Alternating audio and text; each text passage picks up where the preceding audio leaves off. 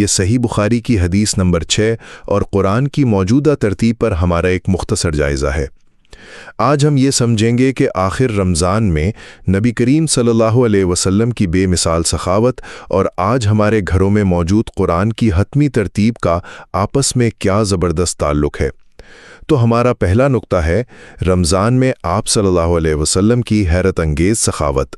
حضرت ابن عباس رضی اللہ عنہ کے مطابق ویسے تو آپ صلی اللہ علیہ وسلم سب لوگوں سے زیادہ سخی تھے، لیکن رمضان میں جب حضرت جبرائیل علیہ السلام سے ملاقات ہوتی تو آپ کی سخاوت تیز چلتی ہوا سے بھی زیادہ تیز ہو جاتی تھی۔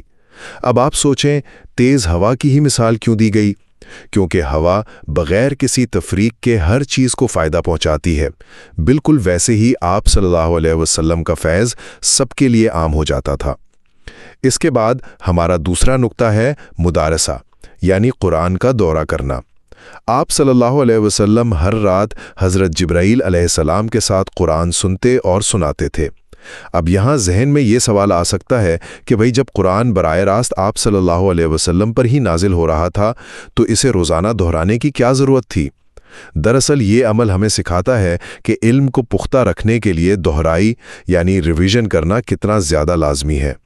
اور آخر میں ہمارا تیسرا نقطہ اسی سالانہ دہرائی سے جڑا ہے، یعنی قرآن کی موجودہ ترتیب کا تعین۔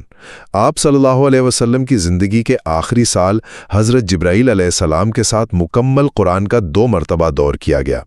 حضرت زید بن ثابت رضی اللہ عنہ اس آخری دور میں موجود تھے اور انہوں نے اسی آخری ترتیب سے قرآن کو لکھا جس نے حضرت ابی بن کعب اور حضرت عبداللہ بن مسعود رضی اللہ عنہ کی پچھلی مختلف ترتیبات کی جگہ لے کر پوری امت کو ایک ہی نسخے پر جمع کر دیا۔